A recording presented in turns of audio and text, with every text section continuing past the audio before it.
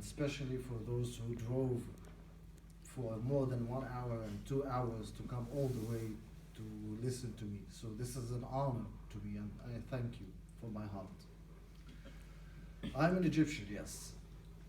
Very proud one. I love my history like crazy. I love my country. I love my flag. I'm so proud of it to an irritating point. Seriously, I have 7,000 years of civilization. I was the very first civilization for mankind. I am the one who invented writing to the point that I was so strong that I wrote on walls. I am the only civilization that has walls that tells you stories and tales. And I did wonders. I built the pyramids. And I am peaceful that I never invaded anyone. I never went outside my borders. But I got occupied and invaded by every single nation you can think of. But oy vavoy. Everyone who invaded me, we Egyptianized them and they left speaking Arabic. Seriously, we kept our identity until this very moment. But unfortunately, Egypt is suffering from either occupations and invasions or dictators. And this is why, unfortunately, we cannot bring back the greatness. But we had some brief moment of greatness. Back in 2011, in the revolution. In the third day of the revolution, January 28th, we took down the government and the police and everyone, and we took back the country back. And the sense of belonging came to us as Egyptians, especially me. Because before the revolution, I was very frustrated, proud of my history and everything, but I was hoping and dreaming for my people to rise up. Unfortunately, it backfired. But at least it showed the true face of the Muslim Brotherhood and the Islamic policy or politics, which is a good thing for now. During my life, I have been told the teachings of Gandhi, Martin Luther King, Malcolm X, that racism is evil, racism is not a right thing or something to follow. And racism is, by definition, the discrimination over an entire color or race or religion or a nation. So I kept asking myself this question: if they are teaching me to hate the Jews and to hate the Israelis, and the Jews are the eternal enemy for the Muslims, how come racism is wrong and bad, and how come it's justified that we hate the Jews and we hate the Israelis? And to tell you the truth, and please don't be offended, I used to cheer up when there's a suicide bombing in bus station Tel Aviv. And the first thing that comes to my mind is to look for the body count, hoping that next time will be more. And I am well educated. So this is how I was brainwashed. A well-educated guy who speaks English, uses the internet, but still racist and ignorant and hater at the same time. So I had my curiosity about my enemy, about the Israelis, about the Jews. So the very first thing I did after the revolution, which I took part of it, and I'm proud that I was shot by a rubber bullet in the face. I almost lost my eye, my left eye. I have a scar here and here and here, tear gassed like crazy.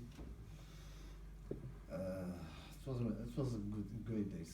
Anyway, so the first thing I did after I came back home, because we got rid of the police state. So we felt magnificent, and the whole world, each and every one of you was following the news during the Egyptian revolution back in 2011. I'm sure 100%. Right? Right. So I felt furious. We took down Mubarak, we took down the tyrant, we took down the police state. So I started randomly through Facebook to send messages to Israelis in a random way. Hi, assalamu alaikum, my name is Ahmed Meligy. I want to be a friend. I am not that religious, but I strongly believe in God. And when you believe in God, you start seeing signs along the way. signs from him, if you look closely.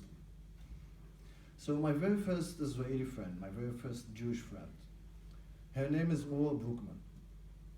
Later on I learned in Hebrew that Or means light. For me this was the first time, by the way, because she showed me the light. She showed me the light that the Israelis and the Jews in general are human beings. They eat falafel, they eat hummus, they speak Arabic. They have so much in common with us, so my curiosity started to grow bigger and bigger. So I started to go publicly on Facebook pages. Instead of sending private messages, I started to post on the Israeli pages, Assalamu alaikum, I am Ahmed Meligy, let's be friends, and I'm Egyptian. And everyone in Israel and Europe and America was very interested in the Egyptians, you know. So I started to have more friends. So the curiosity started to grow more. And I started to doubt everything I have been taught in my entire life. And this is a very hard thing, by the way, that after 30 years, suddenly you discover that everything that you have been taught was false, and you have to question, you have to retrace and find again the truth. So 3 months later, I was very lucky, extremely lucky, and this is one of my achievements, alhamdulillah, that I was part in creating the very first online peace movement on social media. It's called Yalla Young Leaders. It's regarding the Israeli-Arab conflict, and it was a boom to the point that 2 months later, New York Times wrote about us and our work. Wow. We started with nothing. Now we have 1 million followers.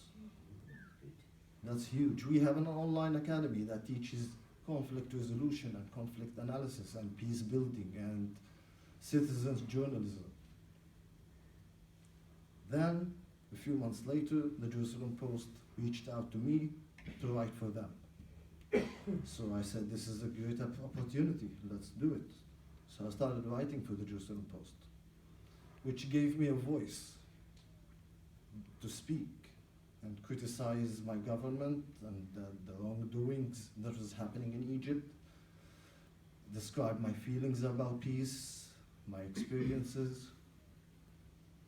Then my curiosity started to grow more and more to the point that I traveled Europe, conducting my own Holocaust research. I visited the camps, started from Dachau in Germany all the way to Auschwitz. And speaking of God signs, for an Egyptian to get an American visa is almost impossible because of too many reasons. So you have to give a financial statement that shows and proves that you are good to come back and you will not break your visa, which makes sense. You have to show and prove that you have a regular income and a decent job that proves and shows that you'll come back and you will not break your visa.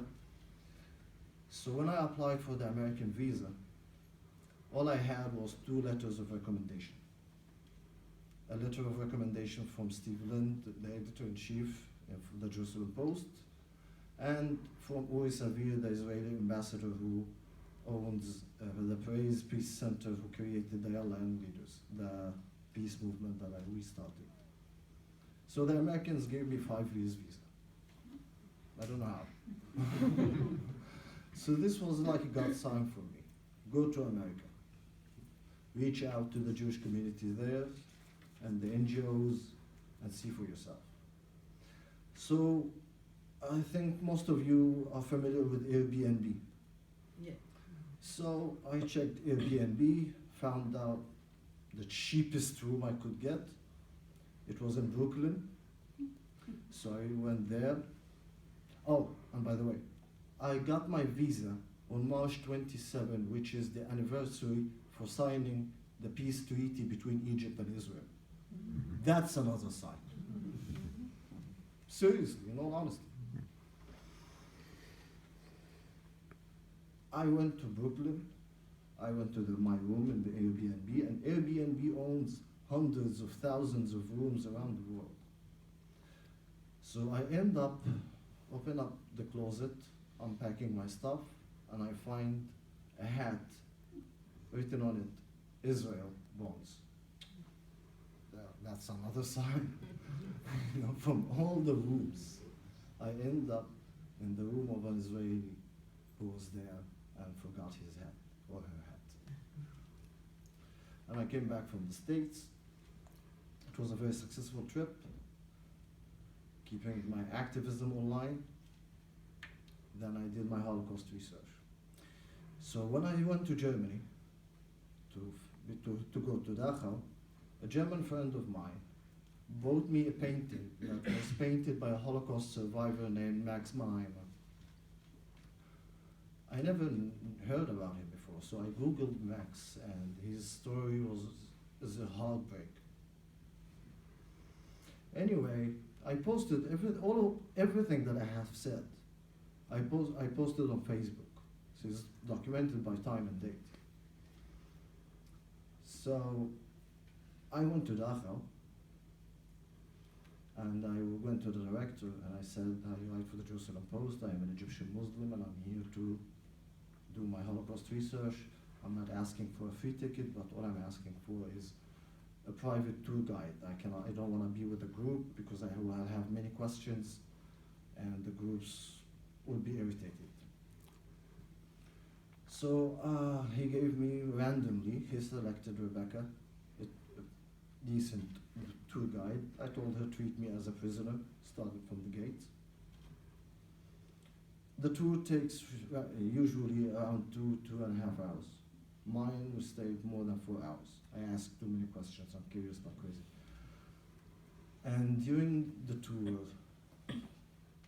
I discovered that Rebecca, every weekend, takes care of a Holocaust survivor named Max Mannheimer. Seriously, I was.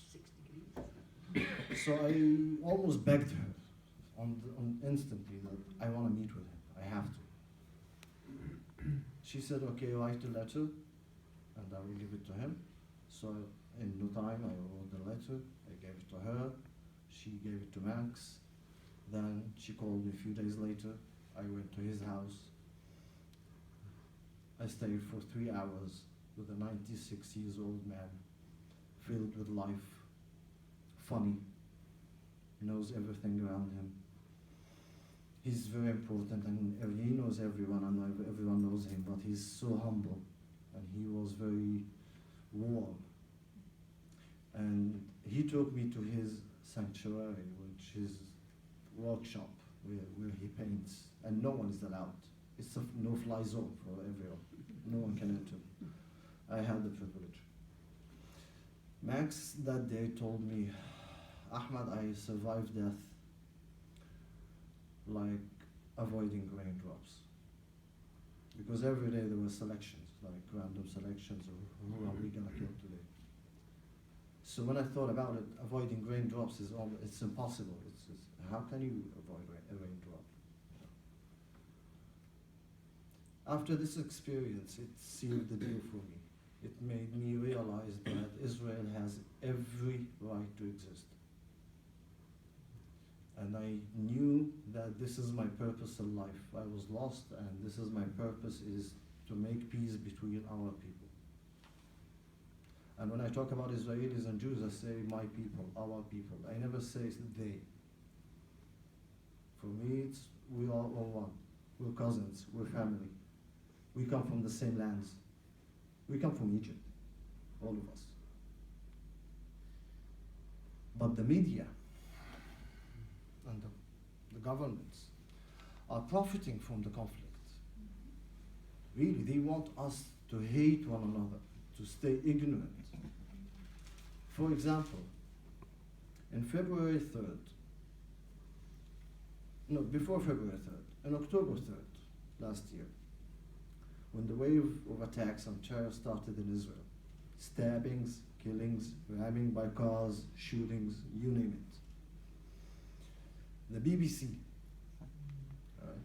there was a 13-year-old Palestinian kid with a knife, attacked a family, a husband, a wife, a child. A rabbi came to the rescue.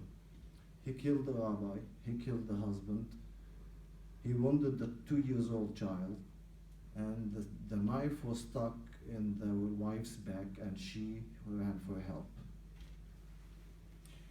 In journalism, the very most important thing about in journalism is the headline, more than the content itself. Why? Because all of us are busy. We cannot check each and every article we have. So the headline is what catches your eye. Like, for example, when I wrote about my experience with the Holocaust, I named it An Egyptian and the Holocaust.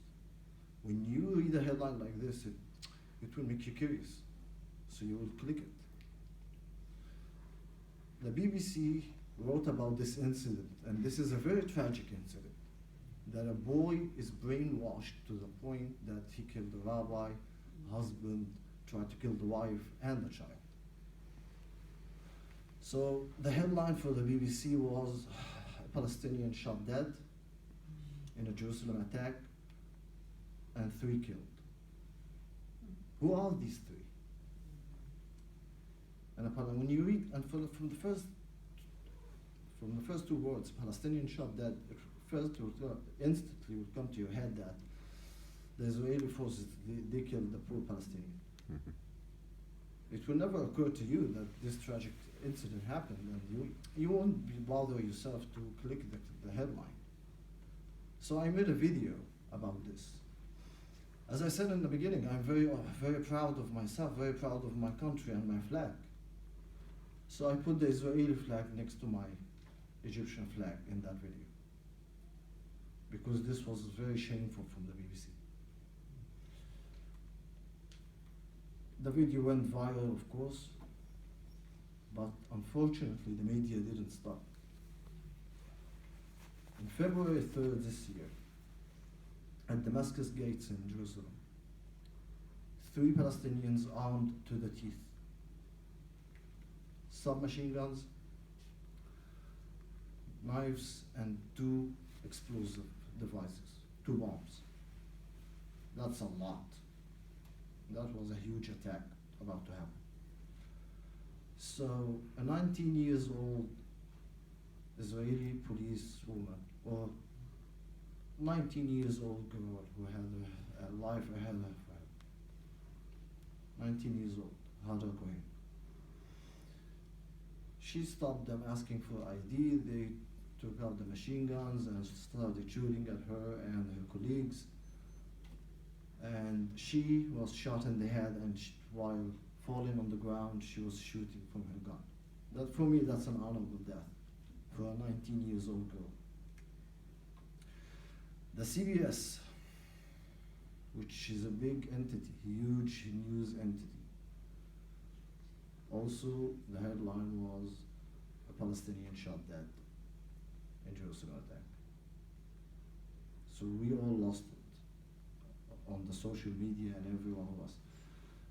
I made a video about it for Hadar Cohen to remind everyone that there was a 19 years old girl who was killed and falsely mentioned in the CBS that a Palestinian shot dead. That's it. The CBS after that made an apology, and they corrected the headline. But the credit's not mine. It's because everyone on the social media was angry. So the media is burying Israel under lies. So what's going on in Israel and what's going on for the Jewish people in general is being buried. The media buries it because they are profiting from the conflict. Because for the media itself and for the governments, it's better when you write down a Palestinian shot dead. So the hatred will keep going. So the ignorance will still keep going. They want to separate us from one another. In my 5 years of work, I gave speeches everywhere. In the University of Amsterdam, I gave a speech to the students there a couple of months ago. And I had this Muslim student. He was like blinded by the media, like the rest of my people, unfortunately, and asking me hard questions, and that Israelis they don't want peace and they want war and stuff. I told him about the bomb shelters. I told him about the submarines. I told him about the rockets. I told him about what he doesn't know. And I told him about the peace activists that I work with in Israel, and I told him about the peace movement, the aligned leaders. Anyway, at the end of the lecture, and after answering all the questions and everything, there were 4 Israeli students, but they were laying low, keeping low profile in the lecture. I made him, that Muslim student, to give me a promise, and the Israeli student, to give me a promise that after the lecture, both of them will talk. Just talk. So I took my friend, the professor, she's an Israeli, so we went to the nearby cafe and we found both of them sitting down having drinks. It's all about the human connection. But unfortunately, the NGOs that they work for peace, they gather millions of dollars of donations and they do nothing with it. And what even worse is that I've seen young, talented kids from Israel and our world filled with passion and the will to change and to do something. And when they join these NGOs as an internship or a volunteer work, and they see that these NGOs are full of, you know what, and they are stealing the money, they lose faith in the process. And even some of them become right-wingers right away. And it makes me angry, because it's a wasted talent. You're wasting the generations, and the young generations are the future leaders for our nations, for our people, for our future. So now I have decided, finally, to have my own NGO, to have my own thing, to have workshops. Workshops like, for example, anti-Semitism and Islamophobia in cinema. So I bring like 10 Arabs and 10 Israelis, put them together in this workshop for 5 days. Not to compete, but to work together. And everyone says his or her side of the story, or how they see the cinema is offending them. You know what I mean? Like, as a Muslim, they will say, oh, I've seen that movie, it offended me because it says this and this are lies and this is not true. Same goes for the Israelis and the Jews. And I have seen this in conferences before, the workshops, they magic. After these 5 days, they become not just friends, they become like family. They work together every day. Another workshop, the history narrative. This is very important because I had my own history narrative. The Jews are this, Israel are that. This was my narrative as an Arab, as a Muslim. And Israel has its own narrative. And Jews has their own narrative. So I am lucky that I'm familiar with both now. So I can see the common ground. I can see the ancient history that bonds us together, the roots that we forgot about. Hate speech, for example, that's another workshop. Workshops are magic, no doubt. I want to have an NGO that will advocate for Israel and teaches the Holocaust, because we have a huge denial in the Middle East of the Holocaust. I had a very decent education, supposedly. But when it came to World War II, they never, ever mention the details about the Holocaust. All they say is Hitler killed 6 million Jews and they move on and that's it. They don't mention the gypsies, they don't mention any details, just he killed the Jews, and makes us think in a way that Hitler is a role model, that he was a good guy. Unfortunately, when I was a teenager, I had his freaking picture on my bedroom door. I was brainwashed. and tell me the truth. So we'll have our own website. So the Israeli activists and the Jewish activists and the Arabs and the Muslims, they write in Hebrew, English, and Arabic. And we teach and share. Because we have to bring our children together. The young generations, again, are the future leaders. And they cannot be ignorant or brainwashed regarding the other side. So after the UK tour, inshallah, I'll go to the United States. I'm gonna seek help to learn and understand how to run an NGO. The organizational structure, the chain of command, how to spend the donations in the right way, all of the above, how to do it. I have the will, I have the knowledge, I have the experience. I see now from above, as you can imagine, but I need to understand how businesses work. And I need all the help I can get regarding that matter. It's not just financially, it's just introductions, connections, media exposure, more speaking venues. Anything and everything would help.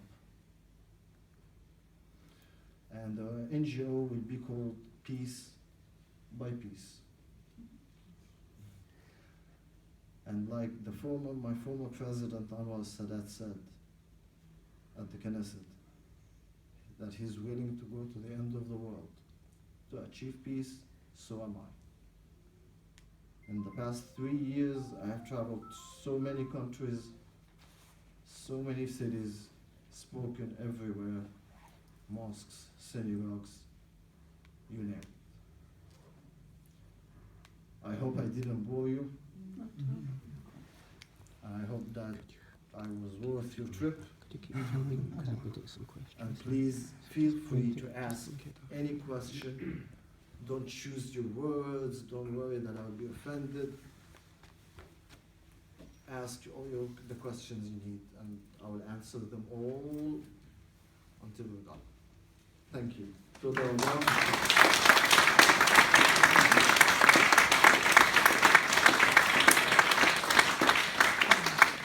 So we will try and take as many questions as we can. So who would like to ask the first question? When you speak in mosques, what kind of reception do you get? Is it very hostile, or do people listen to you? Oh, it's very resistful. The resistance, it's high. Yeah, they use the Quran a lot and the verses, and I answer back with my experiences with how many Jewish mothers I have. No, seriously. Like, the Jewish mother for me is the best. First of all, she will never take a no for an answer. The hospitality, the kindness. I always say that Jews, they may look tough from the outside, but once you get to know them, you'll see compassion, you'll see gentle hearts and kindness. So it's a tough crowd, the Muslim community in general, not just in the mosques. The Egyptian, my fellow Egyptians, for example, Egypt had 4 direct wars with Israel. You have it 48, 56, 67, and 73. So this is one of the toughest crowd ever. So I talk and tell my stories. I don't seek hotels. When I travel, I go to Jewish families and stay at their houses. Like Sammy and Vicky, I'm staying at their house, and they're taking care of me from the first second. So this is I show the humane side, and I try to put religion aside. Philip? You said that you had this realization that you had been brought up on lies, and that you had this almost schizophrenic situation that being anti-Israel, being anti-Jewish wasn't racism. I'm wondering, like, you give you another challenge. Could you work in the Labour Party? 'Cause that's the problem they have. But maybe more seriously, I'm fascinated to understand your situation, how you came to this. You're saying it came about at the revolution in Egypt. Yeah, I think from our perspective, the revolution was all about the Muslim Brotherhood, which was even more right-wing and even more reactionary. And how, and what is the situation now in Egypt where it's quite hard to understand, I think, from our perspective, because it has swung about quite a lot, Egyptian politics. And just how is it for you living in Egypt through these times? I mean, I really find that quite fascinating. Well, unfortunately, look, first of all, I mentioned earlier that the Egyptian revolution, or the Arab Spring in general, it showed the true face of the Islamic politics, or being the Islamists being in politics. It showed the true face of the Muslim Brotherhood. I was jailed after an article I wrote in the Jerusalem Post back in 2012 under the ruling of the Muslim Brotherhood. I don't like to talk about my time in jail because it brings a lot of painful memories.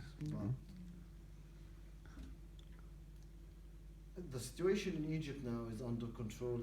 Unfortunately, it became a military state, which is worse than a police state. But there is no alternative. This is the thing.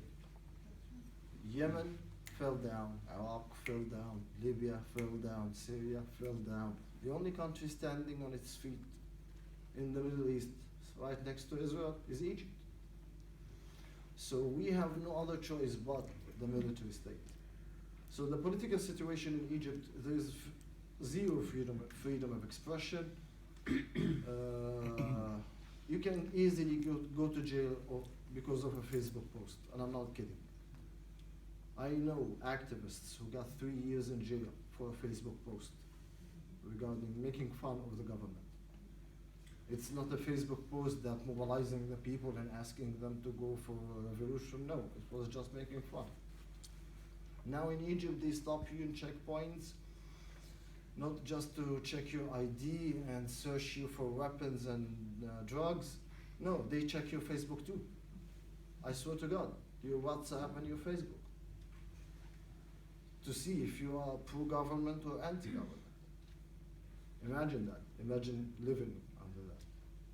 But again, as I said, there is no other alternative. This is why I don't write in the Jerusalem Post anymore about the politics in Egypt. Because you cannot keep on criticizing without giving a solution. And honestly, I don't have a solution, but everyone is falling around me. And ISIS is wow. ISIS is blowing up mosques in Saudi Arabia with Muslims praying inside of it. Well, terrorism has no religion, by the way. It does. The KKK back in the 50s, what they were doing to the blacks, I'm sorry, was under the name of what? Christianity and God. It is the easiest thing to manipulate people and make them angry and violent and everything under the name of religion. So the political situation in Egypt is, I don't know, it's under control in a very hard way. But there's no other alternative or solution except that we have to be patient as Egyptians. So this is one of the reasons also that I decided to leave Egypt for quite some time and start my NGO in Washington and work for peace from there. And trust me, this is a very hard decision on me. You have no idea. Next question. Diana? Can I ask if you are going to have the opportunity to speak on the media while you're here? Absolutely. And can you maybe tell us what those opportunities are? If No, it no, would be sorry, on what? television or to the press or? Myself? Yes. No, I show in I trust the Israeli media. And when it comes to the media, I trust them that they interview me. You know, but other than that, I always refuse. Yeah, I had the BBC 3 days ago. One of them gave me a phone call, and I said thanks, but no thanks. I don't like the media because the media also, because I fell into that trap a couple of times. I say something, and they twist it. to something else. So honestly, I don't trust the media. I'm not fascinated that oh yes, there will be an article about me, or there will be a TV program about me. I'm afraid of them. I don't trust them because they can easily twist the facts and twist everything I say. I can understand that, but it's a shame that your message can't get out to wider public, because the people that you're meeting, certainly in the Jewish community, we're on the same wavelength, and we appreciate so much what you're telling us and what you're doing, and it's just a shame the message can't get out to a wider audience. Well, alhamdulillah, thank God, it's because of my videos, on the social media, it gets millions of views. So it reaches out to Egyptians, Muslims, Arabs, European, Americans, all the Israelis, It's a good way. It's a very powerful tool, the social media, the YouTube and Facebook. So this is my way to share the message. This is a nice way to have my voice heard. And the NGO is the next step, inshallah, by God's will. You're welcome. Next question. Stan. Have you spoken in the West Bank or Gaza? No, not yet. I'm not in a hurry, but not yet. to be honest. Have you spoken to any British universities yet? Unfortunately. If you have, were they hostile, and do you have any plans to if you haven't? Well, I didn't have the opportunity yet, and I would love to. And regarding the BDS, to get bottom line, the key factor for people like me is to stand my ground. Because if you believe in what you're saying and what you're preaching, so no matter how hostile the crowd will be, I'm here to stay. I'll be on my podium, I'll not be shaken, I'll not be intimidated. Because, come on, for 5 years now, everyone's calling me a Jew wannabe, a traitor, I did this, that. So I got used to this. So a bunch of angry students will not make me any. But you haven't done it yet. Unfortunately, no, not yet. No, it would be great if you could. I would love to. There's another question over there, gentlemen. Yeah, go on. Just a general comment, Ahmed. I find it very fascinating what you're saying about your origins, how you grew up in this very hostile image of Hitler in your room. Well, those around you also part of this feeling that the Jews were the enemy of the Egyptian people, the Arab people of Islam, because I've always felt that the reason Israel is such it's almost like the golem of the Arab world is that how they are in such turmoil, in such terrible situation, both religiously and economically, that you've got to focus on somebody. So the bad guy becomes this obsession with Palestine and Palestine cause. I've always felt as results from not so much what's actually happening, the real feelings, but just somewhere where you can channel this negative energy that has to be channeled somewhere. If you riot in Egypt, you're in prison. So you can riot in the streets against Israel. Likewise in all the Arab world. And maybe I'm just kind of... Oh, sorry, what's the question again? You lost me, Yannick.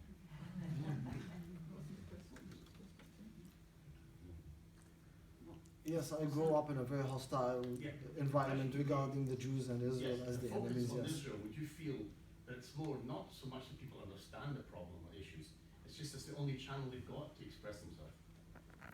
The Arab world. The Arab world and the Islamic world. Look, I have countless friends on Facebook, but they share my views, they share my love for Israel and the Jews in general. But they cannot speak up. Why? Because their families, my family, they don't talk to me. Oh. Seriously. Sammy will tell you, my brother in London, and I vibered him and he didn't answer. I'm here, And he only answered when I called him from a number that he doesn't know. So I cornered. So it's not an easy thing to do, to speak up for Israel or for the Jews in the Arab world, unfortunately. But the social media and the videos and I'm doing and the rest of my colleagues are doing, we're doing great effect.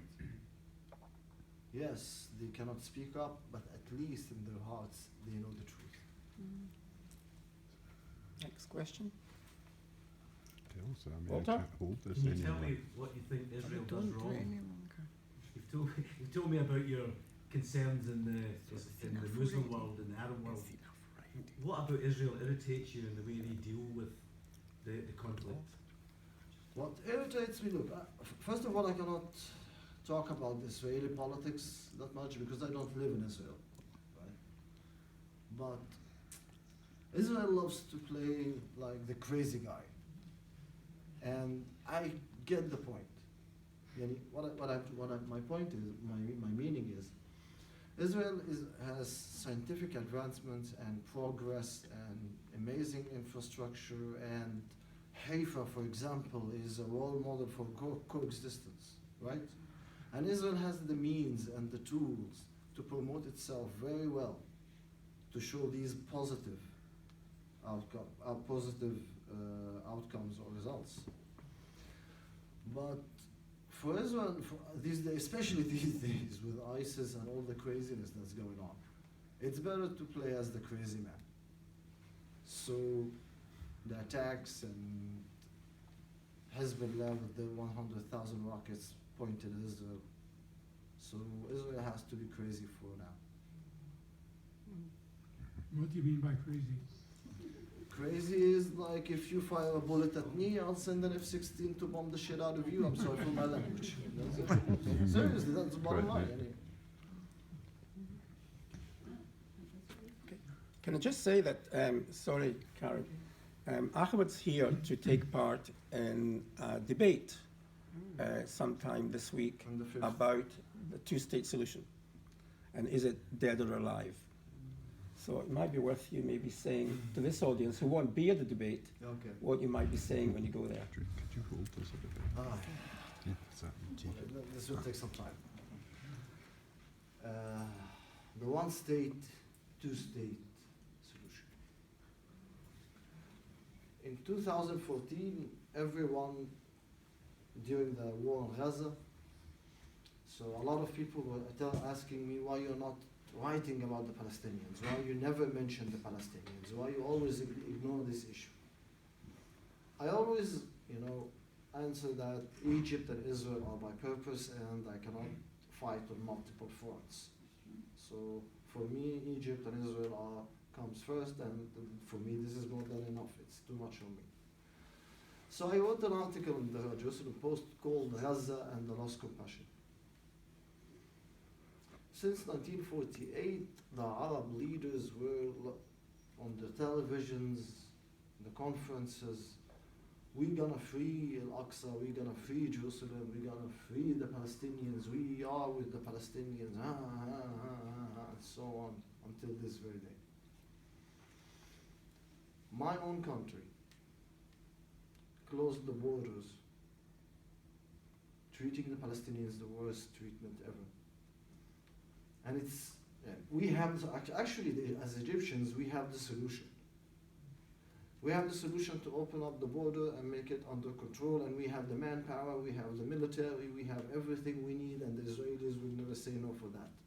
They will say go for it. If we can open a market with all the supplies and everything that Gaza needs, and for the infrastructure and the medical supplies and the food and everything, and it will be profitable for us, and it will be good for the Palestinians, and it will calm and ease everything down. But we don't do that.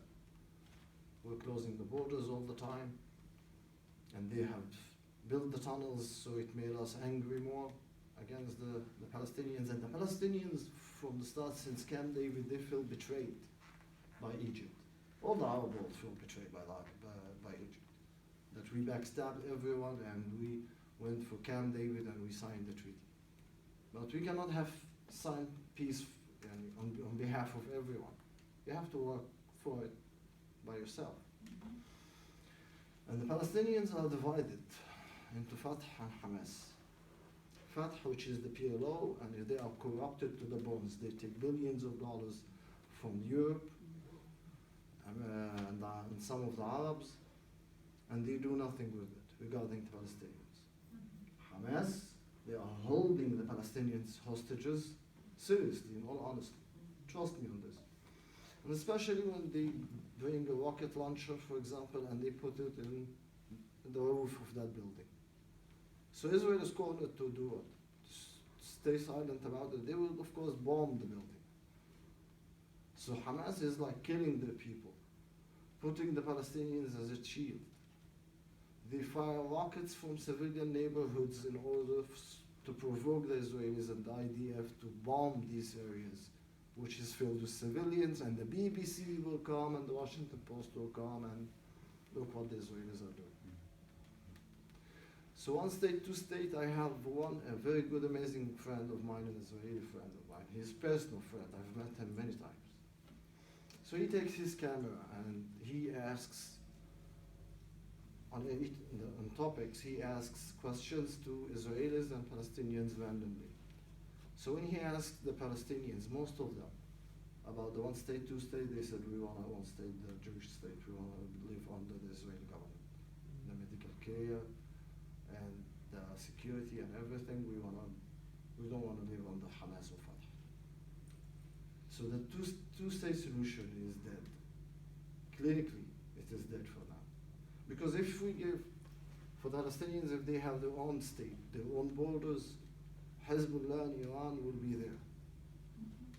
They will have their embassies right there. You know. And Israel will never allow this.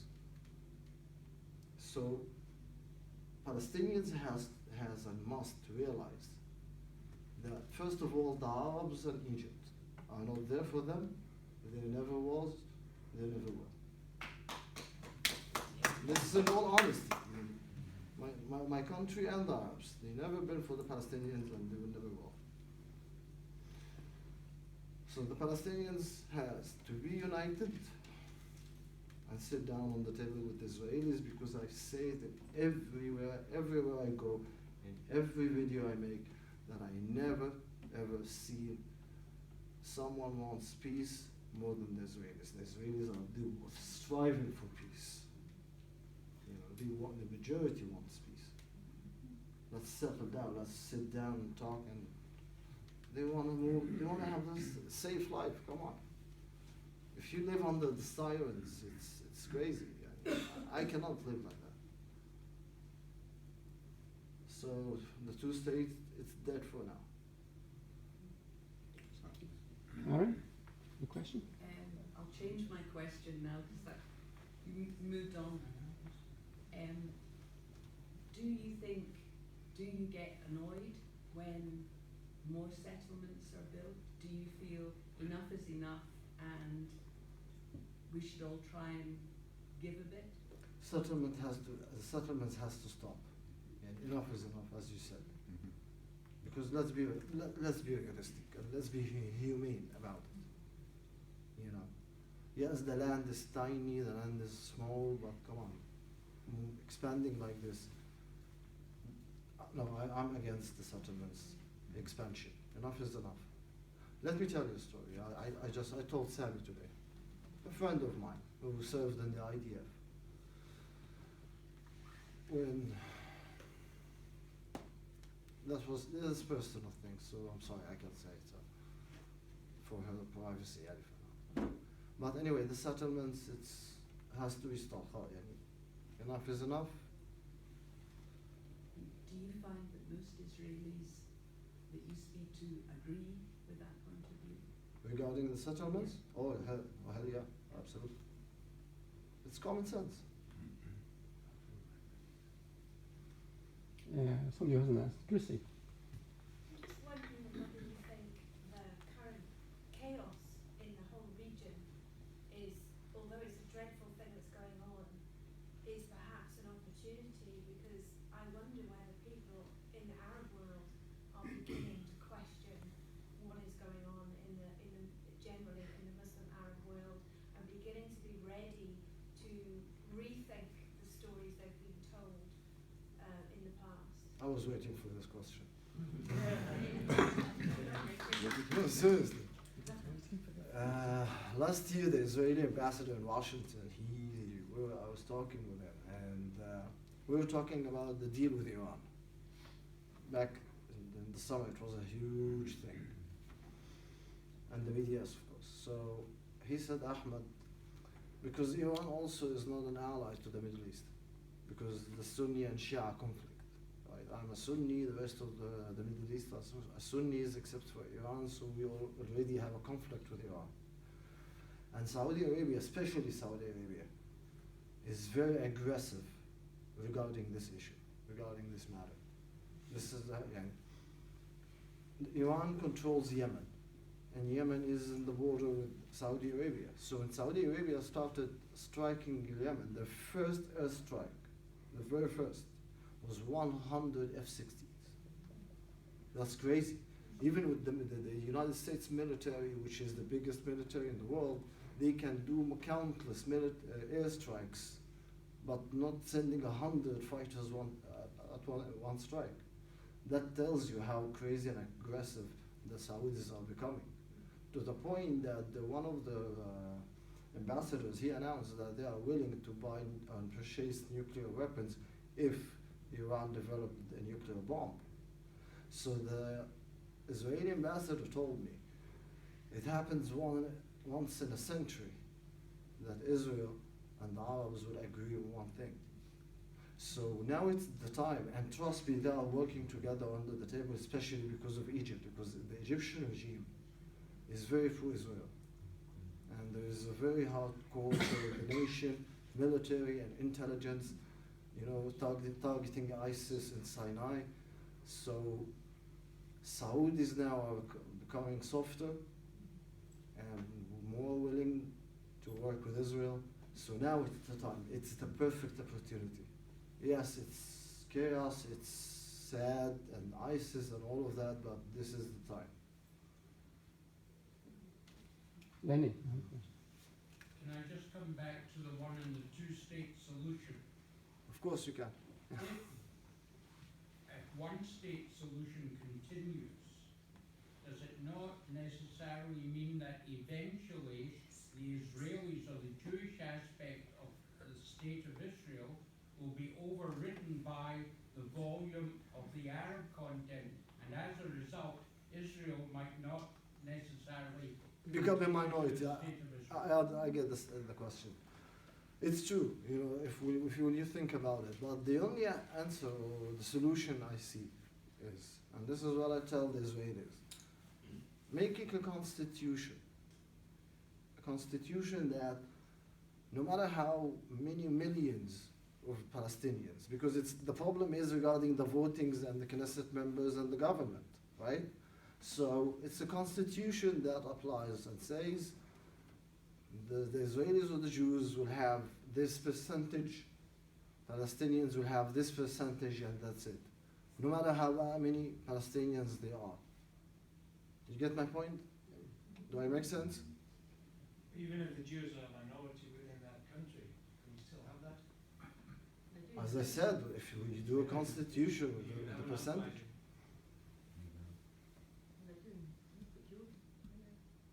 The Chabadniks are doing very good job, yani. Hopefully the population will be better.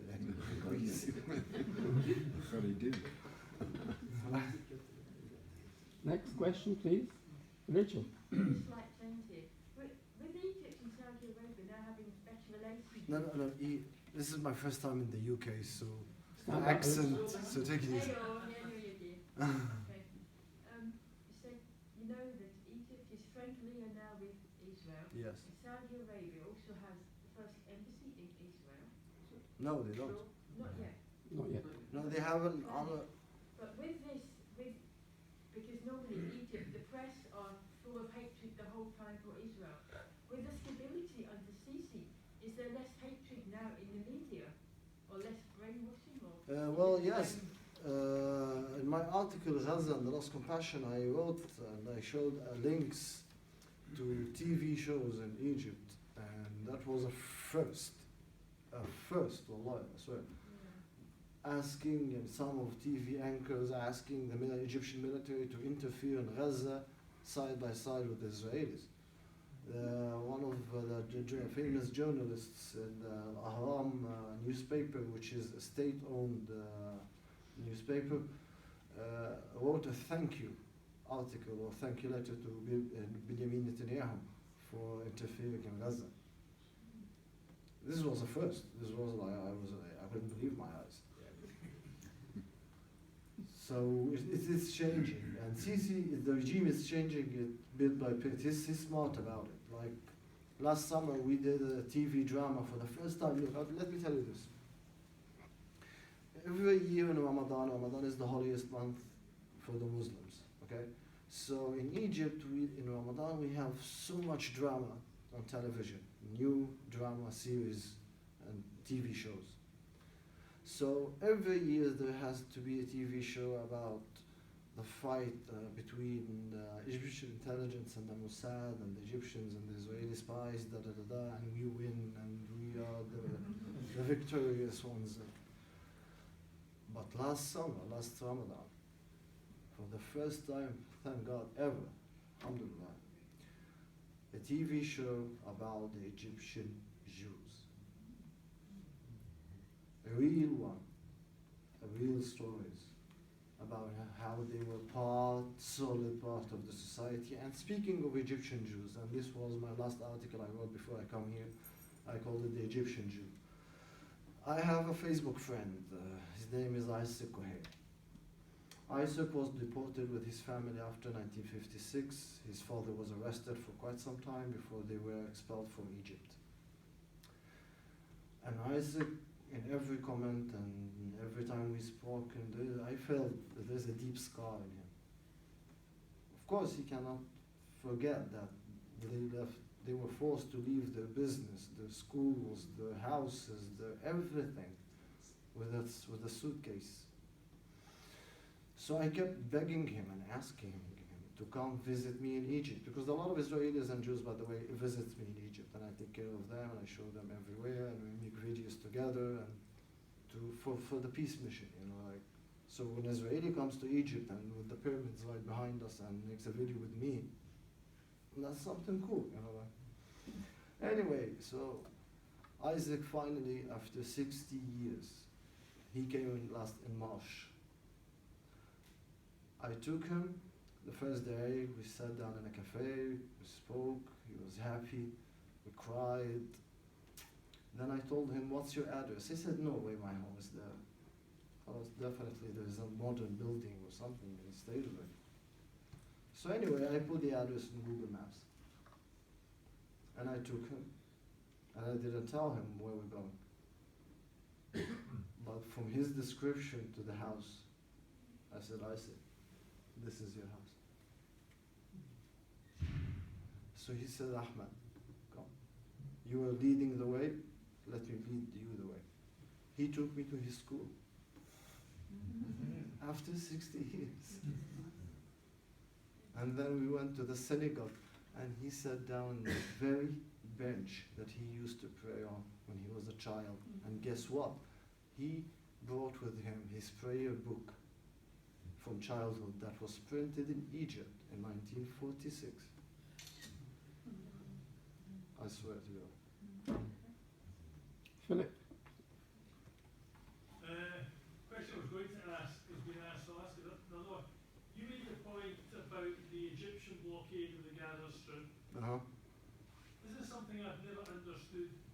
Me neither. The West is never ever reported that there's a much severer blockade of the Gaza Strip from Egypt than that is from Israel. Israel at least lets through humanitarian supplies, even lets through some supplies. They're doing a better job than us, yeah. What is it that stops? Why does Egypt not allow anything across? And is that part of the Arab world's blockade of the Palestinians to make the Palestinians even more of a thorn in the side of the Jews? Well, I don't know. Well, regarding Egypt, honestly, I don't know why we are silent about it. To the point also, in 2014, during the war in Gaza, there was a humanitarian convoy going in Egypt going to Sinai and to bring food and medical supplies to the Palestinians. The government or the military, let them make a U-turn. They said no. Even that, we did that during the war in Gaza. Why, honestly, to this moment, I don't get it. Why Egypt is doing this? The rest of the Arabs, they are doing nothing for the Syrians. Forget about the Palestinians now, put them aside. What about this? What about the Syrians? What about the billions and billions and billions of dollars that is being wasted by the oil countries? What they're doing for the Syrians? Nothing. Nothing. We agree to disagree. We agree that we never be united or stand next to each together. Yani, imagine, oh my God! Imagine with Israel's scientific mentality and heads, and the Egyptian talents, and human resources, and massive lands, and the oil countries' money. Oh my God! The Middle East would be a superpower just like that. But All right. No, it's more a request. I'd love to follow you on social media and have a look at videos on YouTube and things like that. And really asking Sami to use the distribution list to Yes, please. the links. I'll do that. please, yes. Of course, yes, I'll do that after the event, of course, I will, yes. All right. Evelyn? Yeah. I wanted to ask you, you said you left Egypt for the time being. Do you fear for your life any time? Do you fear your threat? Well, I got threats, of course, and all you name it, but after jail, it made me. My time in prison gave me two important lessons. First of all, I'm not made of glass, right? And my time will come whenever it comes. What I'm doing now is what I believe in. What I'm doing now is I'm making up for all the guilt that I have for being ignorant and racist and naive and brainwashed all my life. Because I see this as a noble cause. People ask me, you cannot solve the conflict, it's too huge, it's too much on you. Who do you think you are, Martin Luther King? I say, no, I'm not. But if I can change one heart, for me this is heaven, for me this is it. So I keep saying it's one heart at a time. I'm 100% sure that at least I touched and inspired a heart or two in the crowd, if not more. And the second lesson is to be grateful and appreciate everything, no matter how small it is. So I'm not afraid of anything, alhamdulillah. I'm on the right path.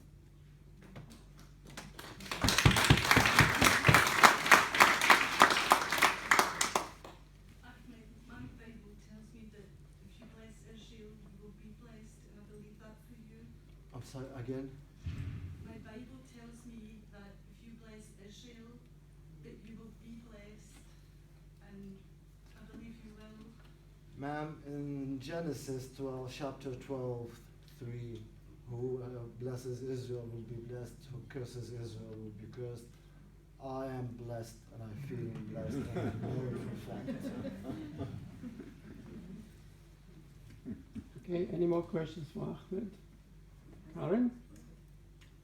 You feel you were blessed, are blessed. I am blessed. You are blessed, which is a wondrous thing. Are there any, do you know other people who feel in Egypt, who feel similarly to you? I mean, have you got people that you can talk about this, how you feel? Yeah, absolutely. You're not alone. No, I'm not. But unfortunately, as I said earlier, they cannot speak up. I can show you in my inbox, on my chats, on my WhatsApp, my Egyptian friends, like checking on me now. Have you made it? Are you okay? Is everything well? What are you going to talk about? Where are you going to talk?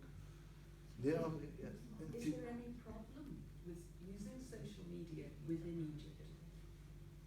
for me, everyone knows about me, but in a bad way. But other than that, no. Yeah, in a good way, no.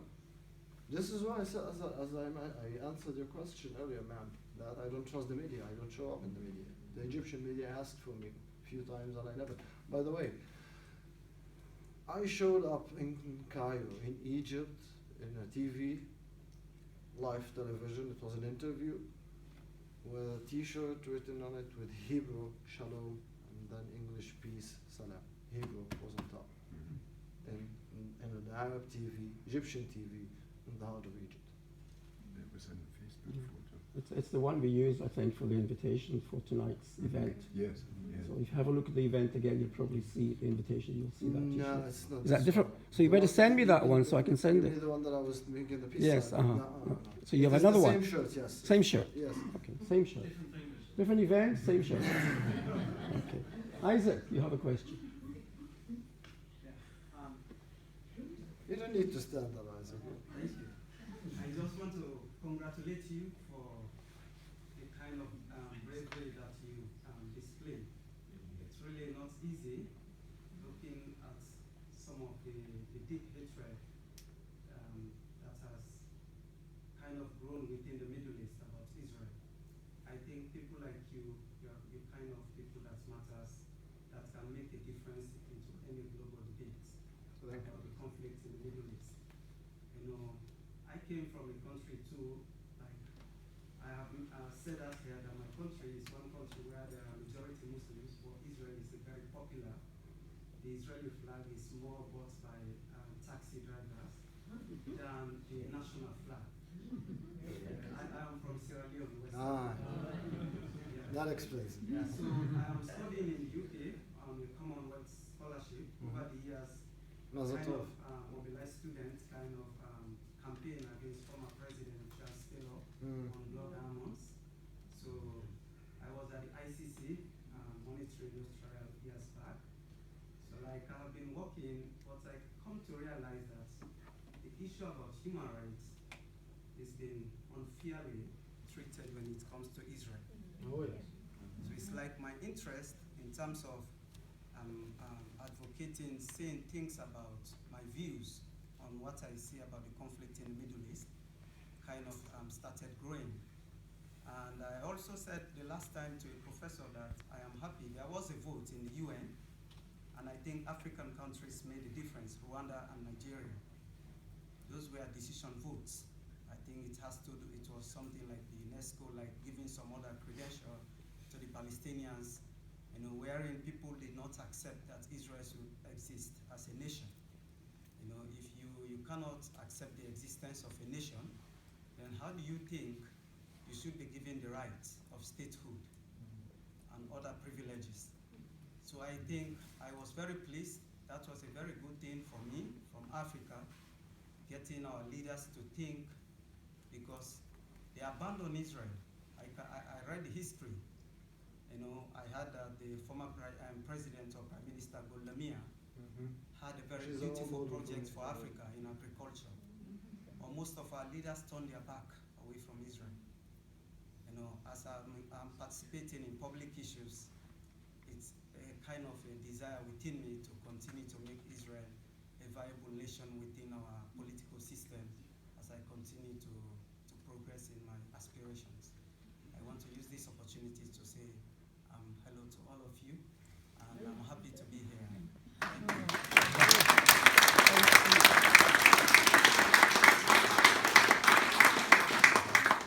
Yeah, it's a wonderful. I'm sorry. Yeah. To add, Israel is treating Syrian refugees in its hospitals with everything. I know Israeli activists who gathers money, and this is for real, to bring them clothing, even iPads, and treating them as much as they can with everything they can. When the disaster happened in Nepal, Israel sent its teams of doctors and teams of rescue teams. What was the last thing? There was something else. No, and Ecuador too. And Scotland too. Oh my God! And Greece. And Greece. We were waiting for the Syrian refugees whenever they come. Yani, the Israeli doctors and the medical teams were on the shores waiting to see a boat. They don't know when the boat is coming or coming from where, and once they see it with the binoculars, they start firing lights like this, so the boat sees the light and come, and they start treating the Syrians right on the spot in Greece. So I'm adding this to you, speaking of human rights and humanitarian acts. And of course the media doesn't talk about that.